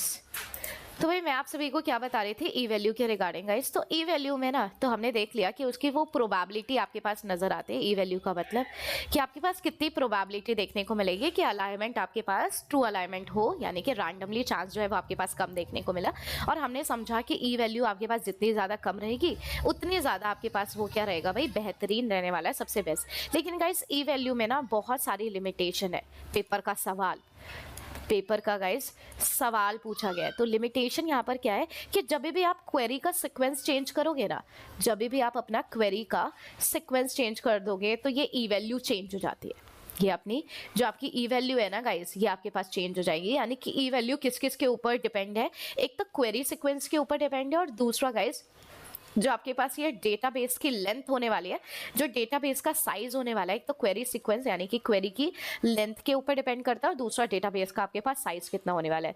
तो इन दोनों को अगर आप चेंज करते हैं ना तो आपकी ई वैल्यू यहाँ पर चेंज हो जाएगी। तो आप देख पा रहे हो कि कितना ज़्यादा ये जो ई वैल्यू है वो अच्छा तो है, लेकिन वो हर बार आपके पास क्या हो जा रहा है, सिंपली चेंज हो जा रहा है। कि जब भी आप क्वेरी के सीक्वेंस की लेंथ बढ़ा दे रहे हो, कम ज़्यादा कर दे रहे हो, डेटाबेस को चेंज कर दे रहे हो, तो ई वैल्यू भी आपके पास क्या हो जा रही है, यहाँ पर चेंज हो जा रही है। इसी को हटाकर यानी कि इससे और ज्यादा बेहतरीन स्कोर को इंट्रोड्यूस करा गया, और गाइस उस स्कोर का नाम है बिट स्कोर। उस स्कोर का नाम है बिट स्कोर। और गाइस ये जो आपके पास बिट स्कोर देखने को मिल रहा है, ये बिट स्कोर आपके पास कैसा होता है भाई, ये बिट स्कोर किसी के ऊपर भी डिपेंड नहीं करता, ठीक है गाइस, ये इंडिपेंडेंट है। यानी कि अगर आप क्वेरी सीक्वेंस कम ज़्यादा कुछ भी करते हो तो बिट स्कोर पर कोई भी फर्क नहीं पड़ने वाला। ये पेपर का सवाल पूछा गया है कि भाई कौन सा ऐसा ब्लास्ट के अंदर स्टैटिस्टिकल सिग्निफिकेंस है, कौन से वैल्यू को आप कंसिडर करेंगे जो कि क्वेरीज के सीक्वेंस या फिर डेटा साइज के ऊपर डिपेंडेंट नहीं है। तो भाई बिट स्कोर को इसी वजह से लिया गया क्योंकि गाइस ये आपके पास सबसे बेस्ट रिजल्ट देता है, और देखा गया कि बिट स्कोर जितना ज़्यादा हाई रहेगा, बिट स्कोर आपके पास जितनी ज़्यादा आपके पास वैल्यू हाई रहेगी, इसका मतलब भाई आपके पास सीक्वेंस यानी कि जितना भी आपके पास बिट स्कोर जितना ज़्यादा हाई है, यानी कि उतना ज़्यादा आपके पास सिग्निफिकेंट मैच देखने को मिलेगा। सिग्निफिकेंट मैच आपके पास उतना ही ज़्यादा नज़र आएगा। तो गाइस हमने सीखा क्या, अगर मुझे मैच अच्छा चाहिए, मुझे अपना मैच परफेक्ट चाहिए, तो मैच परफेक्ट का मतलब कि ई वैल्यू कम होना चाहिए, यानी कि जो रैंडम चांस है वो कम होना चाहिए बहुत, और बिट स्कोर की जो वैल्यू है ना गाइस वो आपके पास ज़्यादा होनी चाहिए। बिट स्कोर की वैल्यू आपके पास ज़्यादा है। एक तो इसका बिट स्कोर का फॉर्मूला भी दिया जाता है कैलकुलेट करने के लिए कि एस डैश का मतलब आपके पास लैम्डा एस होता है, नेचुरल लॉग ऑफ के देखने को मिलता है, अपॉन में नेचुरल लॉग ऑफ 2 आपके पास नजर आता है, जहाँ पर लैम्डा आपके पास गंबल डिस्ट्रीब्यूशन आपके पास देखने को मिलता है। तो लैम्डा का मतलब गाइस यहाँ पर गंबल डिस्ट्रीब्यूशन जो है कांस्टेंट आपके पास नजर आता है, ठीक है। गंबल डिस्ट्रीब्यूशन कांस्टेंट जो है वो आपके पास देखने को मिलता है। गंबल डिस्ट्रीब्यूशन कांस्टेंट आपके पास नजर आता है। एस का मतलब यहाँ पर आपके पास रॉ अलाइनमेंट स्कोर देखने को मिलता है, इसका मतलब रॉ अलाइनमेंट स्कोर आपके पास नजर आता है। और के का मतलब गाइज आपके पास कांस्टेंट है। के का मतलब आपके पास एक सिंपली कांस्टेंट है जो कि स्कोर कैलकुलेट करेगा। That's it. ये आपके पास स्कोर के बारे में बताएगा कि कितनी बेहतरीन आपके पास अलाइनमेंट देखने को मिली। तो guides bit score very very important. यही लाइन जो है वो पेपर के अंदर पूछी गई थी, ये कौन इंडिपेंडेंट है। तो बिट स्कोर आपके पास इंडिपेंडेंट होता है, क्वेरी लेंथ और डेटाबेस के ऊपर ये डिपेंडेंट नहीं करता।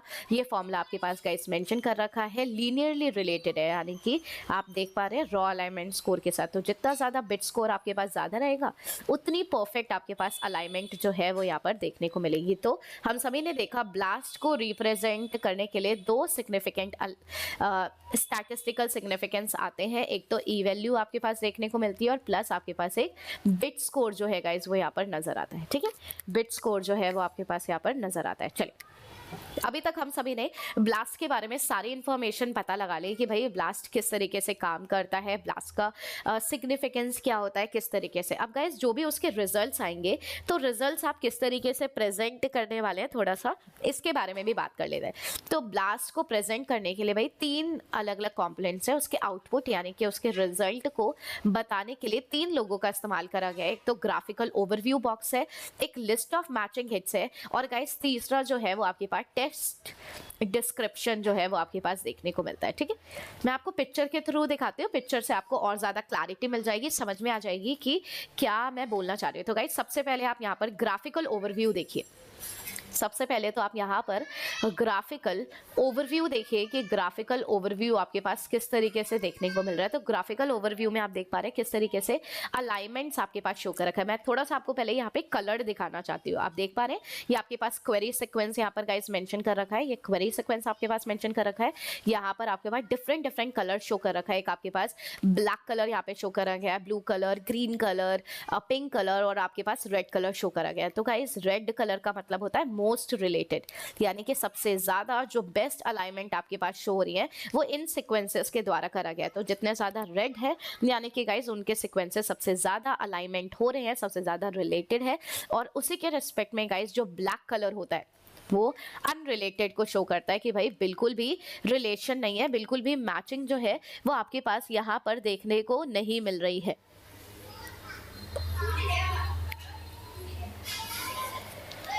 ठीक है, एंड गाइस तीसरा आपके पास जो आपके पास नजर आने वाला है वो है ग्रीन कलर हो गया, आपके पास ब्लू कलर हो गया। ये आपके पास मॉडरेट बताते हैं कि जो भी आपकी अलाइनमेंट हुई होगी ये मॉडरेट अलाइनमेंट हुई है। तो भाई ग्राफिकल रिप्रेजेंट आप देख पा रहे हैं, और जितना ज्यादा आप देख पा रहे हैं ये लेंथ आपके पास दिखा रहा है कि लेंथ आपके पास कितनी ज्यादा अलाइनमेंट हो रही है। तो ये जो जितना ज्यादा हॉरिजॉन्टल बार आपके पास शो करा जा रहा है सॉरी हॉरिजॉन्टल, सॉरी थोड़ी सी तबीयत खराब है, सॉरी फॉर दैट। हॉरिजॉन्टल जो भी आपके पास बार्स यहाँ पर शो करा जा रहा है, हॉरिजॉन्टल बार्स आपके पास है, इस तरीके से बताया जा रहा है कि ये आपके पास अलाइनमेंट है। तो भाई जितना ज़्यादा रेड है यानी कि उतना ज़्यादा रिलेटेड है, जितना ज़्यादा आपके पास ब्लू या फिर ग्रीन कलर में रिप्रेजेंट करा जा रहा है इस मॉडरेटली, और जितना ज़्यादा ये ब्लैक कलर में आपके पास रिप्रेजेंट हो रहा है ना, ये जितना ज़्यादा भी आपके पास ब्लैक कलर में रिप्रेजेंट हो रहा है, इसका मतलब ये सारा का सारा जो भी सिक्वेंस है वो अनरिलेटेड सिक्वेंसेज आपके पास नजर आ रहा है। होप सभी को यहाँ पर भी विजिबल हो रहा हो। तो गाइस हमने यही देखा कि कलर्ड हॉरिजॉन्टल बार्स आपके पास देखने को मिलते हैं। कलर कोडिंग के अंदर रेड का मतलब आपके पास सबसे ज्यादा मोस्टली रिलेटेड नजर आता है, ब्लू का मतलब मॉडरेटली रिलेटेड होता है, और ब्लैक का मतलब टोटली अनरिलेटेड आपके पास नजर आता है। और बार लेंथ जितना ज्यादा आपके पास लेंथ है यानी कि उतना ज्यादा अलाइनमेंट आपके पास देखने को मिल रहा है।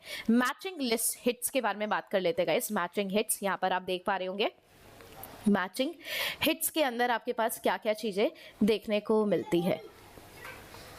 ओके, आई गेस मैंने मैचिंग हिट्स की यहाँ पर जो पिक्चर है गाइस वो शो नहीं करी, उसके अंदर आपके पास सिर्फ और सिर्फ मैचिंग हिट के अंदर ई वैल्यूज जो होती है, सिग्निफिकेंट जो आपके पास वैल्यूज होती है, इन्हीं वैल्यूज को रिप्रेजेंट करा जाता है असेंडिंग ऑर्डर के अंदर। मतलब जितनी वैल्यू ई वैल्यू आपके पास कम रहती है उनको वहां पर अरेंज कर दिया जाता है। जैसे जैसे आप नीचे जाएंगे आपके पास ई की जो वैल्यू है वो बढ़ती चली जाएगी, यानी कि उतना ही ज्यादा आपके पास जितने ज्यादा ऊपर वाली वैल्यूज रहेंगी वो आपके पास ट्रू अलाइनमेंट शो करती है। जैसे जैसे नीचे आप जाते जाएंगे तो उतना ही ज्यादा आपके पास फॉल्स अलाइनमेंट जो है वो यहाँ पर शो करेगा। ठीक है, अब गाइस जो तीसरा होता है वो हमारे पास यहाँ पर टेस्ट डिस्क्रिप्शन देखने को मिलता है। टेस्ट डिस्क्रिप्शन के अंदर आप यहाँ पर देख पा रहे हैं एक हेडर का लाइन देखने को मिल रही है, एक स्टैटिस्टिक और एक आपके पास अलाइनमेंट सीक्वेंस नजर आ रहा है। तो अलाइनमेंट आउटपुट के अंदर यानी कि टेस्ट जो आपका टेक्स्ट डिस्क्रिप्शन होने वाला है, इस टेक्स्ट डिस्क्रिप्शन के अंदर आपके पास एक तो हेडर नजर आ रहा है, आप देख पा रहे हैं कि आपके पास सारी इन्फॉर्मेशन मेंशन कर रखी है आपके पास कि कौन सा किसके बारे में बात करी जा रही है। तो जैसे सिग्नल ट्रांसडक्शन हिस्टीडीन काइनेज जो रोडोस्पिरुलम है उसका यहाँ पर सिग्नल ट्रांसडक्शन हिस्टीडीन काइनेज का जो प्रोटीन है, एंजाइम जो है वो यहाँ पर लिया गया है। स्कोर यहाँ पर मेंशन कर रखा होता है कि बिट स्कोर आपके पास कितना है, ई वैल्यू आपके पास कितना है, कितनी आपके पास ऐसा आइडेंटिकल आया है, परसेंटेज ऑफ आइडेंटिटी कितनी है, सिमिलैरिटी आपके पास कितनी है, कितने गैप्स आपने इंट्रोड्यूस करे। तो ये सारी इंफॉर्मेशन स्टैट्स में नजर आती है। और अलाइनमेंट के अंदर आपका क्वेरी और जो भी आपका सब्जेक्ट होता है क्वेरी के साथ जो भी आपका डेटाबेस था उन सभी की अलाइनमेंट जो है वो आपके पास नजर आती है। तो ये तीन चीजें याद रखिएगा। पेपर में स्टेटमेंट बेस में सवाल आ सकता है कि भाई आपका जो टेक्स्ट होता है, आउटपुट होता है, एक हेडर होता है, दूसरा स्टैटिस्टिक होता है और तीसरा आपके पास अलाइनमेंट। हेडर के अंदर उस सीक्वेंस के बारे में डिस्क्रिप्शन मेंशन कर रखी होती है कि आप किसके बारे में ये सारी इंफॉर्मेशन लेना चाहते हैं, लेंथ आपके पास एंड ऑल कितनी है, सब कुछ मेंशन कर रखे होते हैं। स्टैट्स के अंदर ई वैल्यू, बिट स्कोर, आपके पास कितना आइडेंटिकल रेसिड्यूज आए, कितने सिमिलर रेसिड्यूज आए, ये सब कुछ आपके पास यहाँ पर मेंशन कर दिया होता है। तो ये सारी इंफॉर्मेशन है गाइस। तो यही चीज़ हमने टेस्ट वाले के अंदर भी हमने यहाँ पर कंसिडर करी, यानी कि देख लिया कि हेडर होता है, स्टार्ट्स होता है, तो ये चीज़ें पता होना चाहिए। हेडर होता है, स्टार्ट्स होता है और अलाइनमेंट आपके पास देखने को मिलता है। तो ये तीनों इन्फॉर्मेशन आपको पता होना चाहिए। तो guys this is all about your blast. अब हम पढ़ेंगे भाई फास्टा के बारे में। गाइस फास्टा उतना इंपॉर्टेंट नहीं है, अगर आप लेट इट गो करना चाहते हो आप लेट इट गो भी कर सकते हैं, बट 2025 के अंदर डीबीटी के पेपर के अंदर भाई यहाँ से सवाल जो है वो पूछा गया है, तो मैं आपको उसके क्वेश्चंस भी करवा दूंगी कि क्या क्या पूछा गया है। तो गाइस फास्टा के बारे में बात करी जाए तो फास्टा सबसे पहला ढूंढा गया था, ठीक है, सबसे पहला सर्च टूल जो था वो ढूंढा गया था। ब्लास्ट से भी पहले सबसे पहले हमने फास्टा को डिस्कवर करा था। जैसे गाइस हमने देखा था कि ब्लास्ट के अंदर हमने वर्ड का इस्तेमाल करा था, इफ यू रिमेंबर ब्लास्ट के अंदर हमने वर्ड देखा था। वैसे ही गाइस फास्टा के अंदर हम लोग जो स्ट्रैटेजी का इस्तेमाल करते हैं उस स्ट्रैटेजी का नाम होता है हैशिंग स्ट्रैटेजी। उस स्ट्रैटेजी का नाम क्या होता है गाइस? हैशिंग स्ट्रैटेजी आपके पास देखने को मिलता है। और ये जो हैशिंग स्ट्रैटेजी होता है इसके अंदर जो हमने जैसे वर्ड का इस्तेमाल करा था गाइस, तो यहाँ पर हम लोग एक शॉर्ट स्ट्रेच लेते हैं, ठीक है, यहाँ पर आप एक शॉर्ट स्ट्रेच लेते हैं आइडेंटिकल रेसिड्यू का, मतलब कुछ कुछ सेम दिखने वाले जो आइडेंटिकल रेसिड्यूज होते हैं उनका एक छोटा सा स्ट्रेच जो है वो आप यहाँ पर कंसिडर करते हैं। आइडेंटिकल रेसिड्यूज जो है वो आप यहाँ पर कंसिडर करते हैं और उसकी लेंथ कितनी ली जाती है गाइस? कुछ के तक की जो लेंथ है, जो स्मॉल के तक की जो लेंथ है वो लेंथ ली जाती है। इसी वजह से उसको क्या बोला जाता है? के टुपल्स और के टुप्स बोला जाता है। जैसे गाइस हम लोग वहां पर वर्ड्स बोलते थे तो फास्टा के अंदर वर्ड्स ना बोल के आप के टुपल्स या फिर के टुप्स बोलते हैं। प्लीज मार्क कीजिएगा, वेरी इंपॉर्टेंट। अगर आप सभी को गेट बीटी का एग्जामिनेशन देंगे तो गेट बीटी के अंदर पीवाईक्यू के अंदर पूछा गया कि के टुपल्स का इस्तेमाल कहाँ पर करा जाता है, तो कहीं पर भी के टुपल्स या फिर के टुप्स आता है तो आप मार्क करेंगे कि भाई फास्टा के अंदर इसका इस्तेमाल जो है वो करा जाता है। Very very important. तो भाई ये वर्ड का जो साइज था, अगर आपको याद होगा कि डीएनए के अंदर हमने कितना इस्तेमाल करा था, 11 रेसिड्यूज लिए थे। प्रोटीन के अंदर गाइस हमने 3 रेसिड्यू लिए थे, लेकिन जो के टुपल्स होता है वो उनसे भी यानी कि वर्ड से भी छोटे देखने को मिलते हैं। प्रोटीन के अंदर हम लोग यहाँ पर 2 कंसिडर करते हैं। प्रोटीन के अंदर हम लोग यहाँ पर 2 जो है वो कंसिडर करते हैं, 6 नहीं होगा आपके पास, यहाँ पर 2 देखने को मिलता है। वही अगर आप डीएनए के बारे में बात करेंगे तो डीएनए में गाइस हम लोग यहाँ पर 6 कंसिडर करते हैं। तो प्लीज़ याद रखिएगा। और ये शॉर्टर देन वर्ड्स होते हैं, ये आपके पास वर्ड्स से भी शॉर्टर देखने को मिलते हैं, यानी कि जो भी आप यहाँ पर साइज कंसिडर करेंगे। और गाइस यहाँ पर हम लोग हैशिंग स्ट्रैटेजी प्लीज़ मार्क करेंगे कीवर्ड्स को। हैशिंग स्ट्रैटेजी अगर आती है तो भाई फास्टा का है, शॉर्ट आइडेंटिकल रेसिड्यूज का इस्तेमाल करा जा रहा है। और यहाँ पर 2 रेसिड्यूज आपके पास प्रोटीन के लिए और 6 रेसिड्यूज इसके लिए लिए जाते हैं और छोटा होता है रिगार्डिंग टू वर्ड्स आपके पास देखने को मिलता है। चलेगा, सब हम देखेंगे कि किस तरीके से स्ट्रैटेजी का यहाँ पर इस्तेमाल करा जाता है। जैसे हमने ब्लास्ट में देखा था, सबसे पहले हम लोग वर्ड कंसिडर करते थे, वर्ड के बाद हम लोग कंसिडर करते थे कि वो किस तरीके से अलाइनमेंट होते थे, वो 3 रेसिड्यूज लेफ्ट और राइट अलाइनमेंट करा जाता था, एक्सटेंशन करा जाता था। सेम गाइस अब यहाँ पर आपके पास ना 2 रेसिड्यूज आपके पास मेंशन कर रखा है, होप सभी को विजिबल हो रहा हो। तो आपके पास आप ऐसे मेंशन कर लीजिए। ये आपके पास 1 मिनट मैं पेन चेंज कर देती हूँ क्योंकि येलो कलर जो है गाइस वो आई गेस विजिबल नहीं हो रहा है, ठीक है। तो आप यहाँ पर देख पा रहे होंगे, यहाँ पर हम नंबरिंग कर देते हैं, ये 1 है, ये 2 है, ये 3 है, ये 4 है, ये 5 है, ये 6 है और ये आपके पास 7 देखने को मिल रहा है। तो आप देख पा रहे हैं सेम नीचे भी। तो भाई ए का जो आपके पास रेसिड्यू था, इसके लिए हम गाइज एक टेबल बनाएंगे जिसका नाम होता है हैशिंग टेबल। तो आप देख सकते हैं सीक्वेंस 1 के अंदर ए की जो पोजीशन थी वो 1 पे नजर आ रही थी। सेम ए की पोजीशन सीक्वेंस 2 के अंदर कितने पे नजर आ रही है भाई, 6 पर आपके पास नजर आ रही है। तो सिंपली हैशिंग के अंदर हम लोग क्या करते हैं, सीक्वेंस 1 और सीक्वेंस 2 के पोजीशंस लिए जाते हैं। सेम अब आप यहाँ पर m देख पा रहे होंगे, तो m यहाँ पर सेकंड रेसिड्यूज पर आपके पास नजर आ रहा है, बट यहाँ पर आपके पास m है ही नहीं।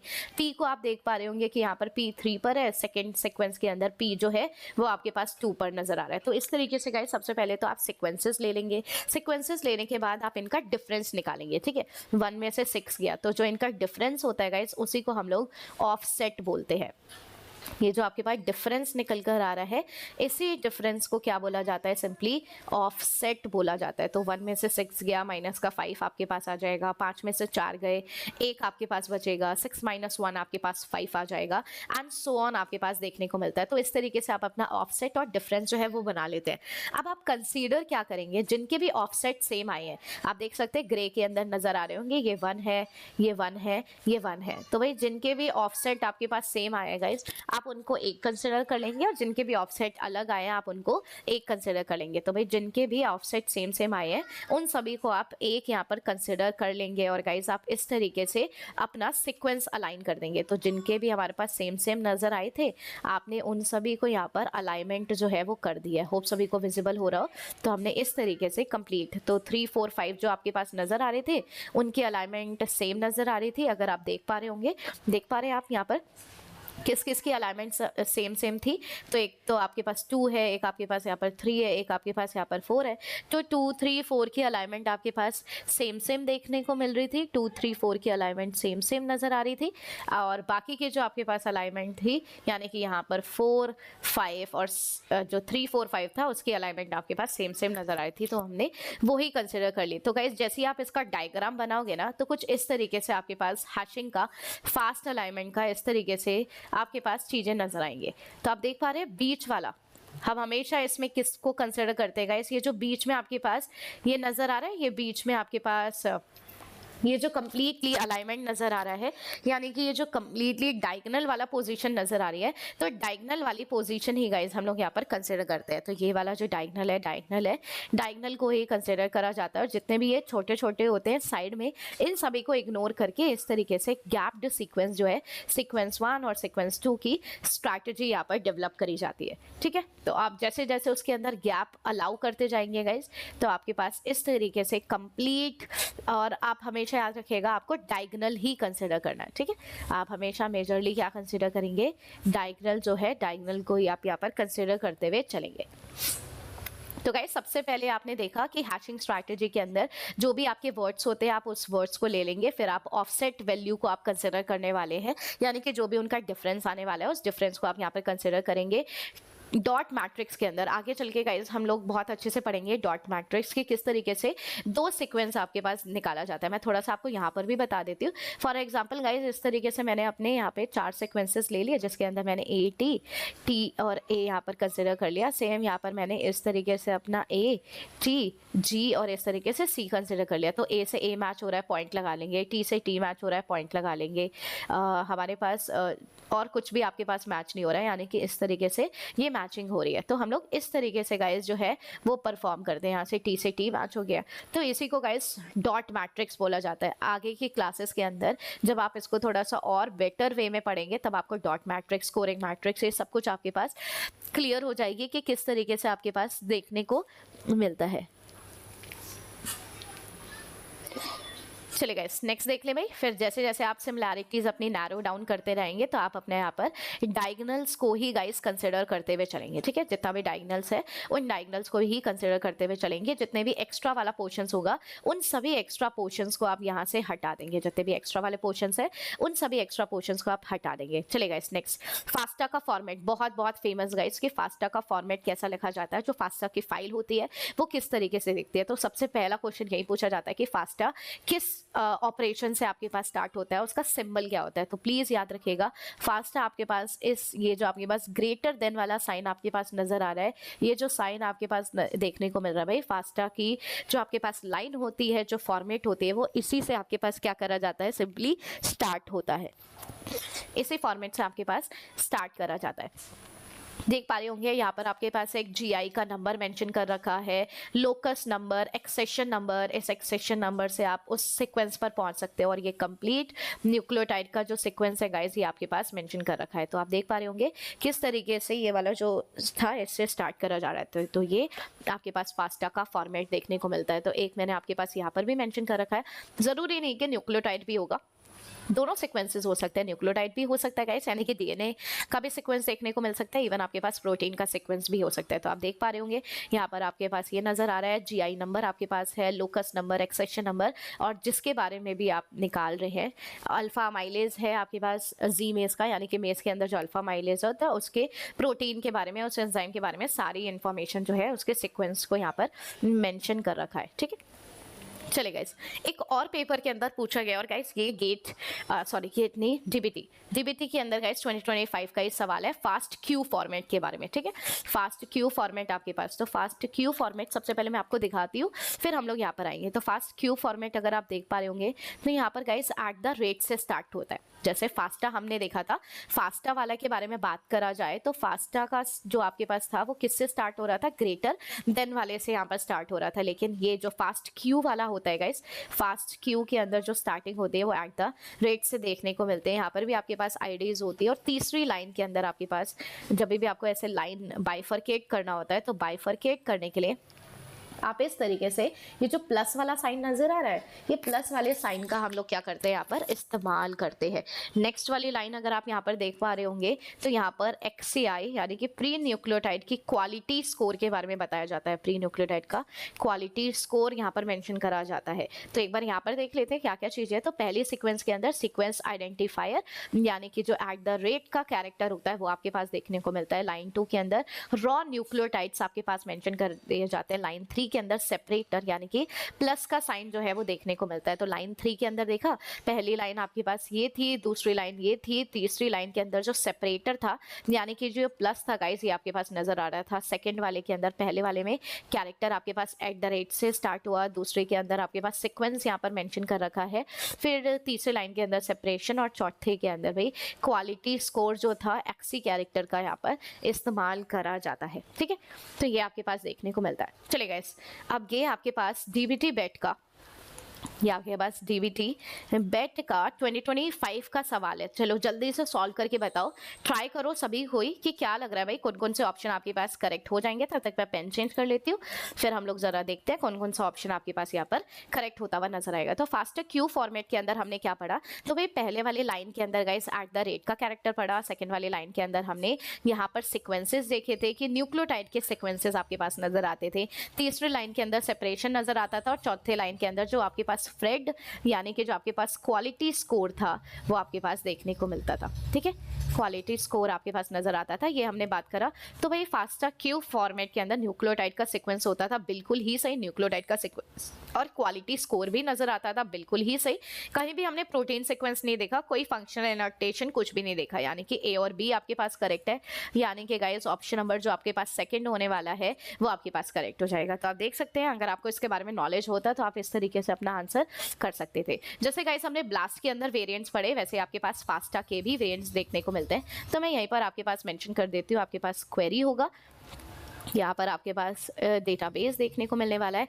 एक आपके पास फास्ट एक्स है, एक आपके पास फास्ट एक्स। जैसे ब्लास्ट एक्स था, ब्लास्ट एक्स के अंदर गाइस हम लोग यहाँ पर अपना ट्रांसलेटेड सीक्वेंस लेते थे, यानी कि जो भी आपका ट्रांसलेटेड न्यूक्लियोटाइड का सीक्वेंस होता था वो लिया जाता था। और डेटाबेस यहाँ पर आपके पास प्रोटीन का डेटाबेस देखने को मिलेगा टी फास्ट एक्स के अंदर, T fast x just like T blast के अंदर। वहाँ पर तो दोनों ही ट्रांसलेटेड था, बट यहाँ पर दोनों ट्रांसलेटेड आपके पास नहीं है गाइस। यहाँ पर आपके पास अब प्रोटीन का क्वेरी सीक्वेंस होगा और यहाँ पर ट्रांसलेटेड न्यूक्लियोटाइड का जो सीक्वेंस है वो आपके पास देखने को मिलेगा। तो फास्टा के अंदर मात्र गाइस ये 2 ही हैं, अभी तक तो पेपर में नहीं पूछा गया है, बट चांसेस हैं आगे कि पूछा जा सके, तो भाई पढ़ भी लेना, क्योंकि ब्लास्ट बहुत बार पूछा जाता है, हर बार हर साल ही सवाल आता है, तो इसको भी गाइस कंसिडर कर लेना।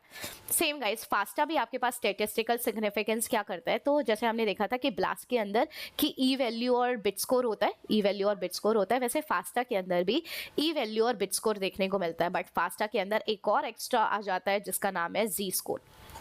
ठीक है, फास्टा के अंदर आपके पास 3 चीजें देखने को मिलेगी, ई वैल्यू भी होगा, बिट स्कोर भी होगा और यहाँ पर जी स्कोर भी आपके पास नजर आने वाला है। आप देख पा रहे होंगे जी स्कोर आपके पास देखने को मिल रहा है, यानी कि कितनी स्टैंडर्ड डेविएशन है, कितनी चीजें जो है वो आपके पास डेविएट कर दी मीन से, यानी कि जो भी आपका मीन स्कोर होने वाला है कितना डेविएशन होने वाला है। तो आपको सिर्फ और सिर्फ यहाँ पर यही याद रखना है कि जी स्कोर की वैल्यू जितनी ज्यादा रहेगी उतना ज्यादा सिग्निफिकेंट मैच जो है वो आपके पास देखने को मिलेगा। तो जी स्कोर की वैल्यू अगर 15 से ज्यादा है सबसे ज्यादा सिग्निफिकेंट है, 5 से लेके 15 है तो होमोलॉग्स होने की प्रोबेबिलिटी आपके पास सबसे ज्यादा हो जाती है, 5 से कम है यानी कि वो अनरिलेटेड सीक्वेंसेस के अंदर आपके पास देखने को मिल जाएगा। ठीक है, अनरिलेटेड सीक्वेंसेस के अंदर गाइस वो आपके पास देखने को मिल जाएगा।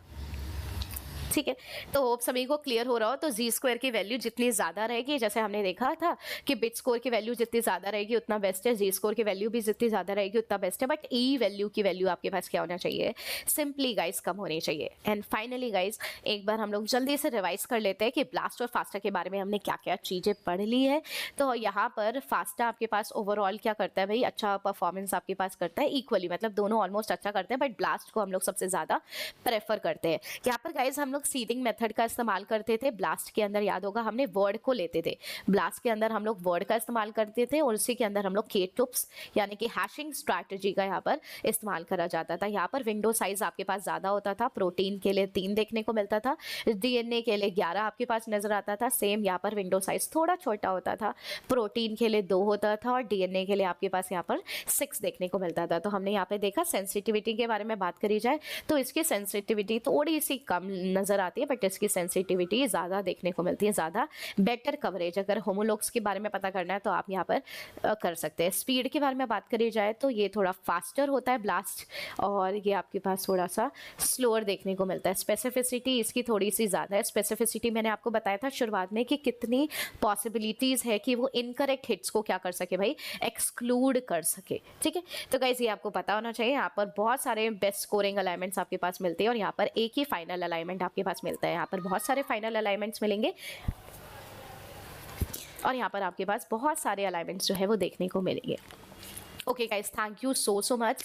प्लीज़ भाई लाइक ज़रूर कीजिएगा गाइस, साथ साथ शेयर और सब्सक्राइब भी कीजिएगा ये जो चैनल है, और कमेंट सेक्शन में बताइएगा क्या आप इसके PYQs करना चाहते हैं। तो अगर आप PYQs करना चाहते हैं तो हम आपको इसके PYQs भी करवा देंगे, जहाँ जहाँ पर भी, जैसे गेट के अंदर हो गया, DBT के अंदर हो गया, इवन गैट बी पेपर के अंदर आपके पास हो जाता है। तो जहाँ जहाँ पे भी, इवन ICMR जो आपका बायोइन्फॉर्मेटिक्स का पेपर होता है उन सभी के अंदर, तो भाई अगर आप जितना ज़्यादा PYQs वगैरह यहाँ पर मेंशन करेंगे, जितना ज़्यादा आप लाइक करेंगे, शेयर करेंगे गाइस, तो आपके लाइक से हमें मोटिवेशन मिलेगा। तो काइंडली मोटिवेट अस और हम लोग आप सभी के लिए ऐसे वीडियोस लाते रहें। एंड साथ ही साथ जो भी बच्चे फाइनेंशियली उतना स्ट्रांग नहीं है उनके लिए थोड़ा सा इम्पॉर्टेंट भी हो जाता है। चलिए guys, thank you so much and take good care of yourself और मिलते हैं फिर गाइस नेक्स्ट क्लास के अंदर।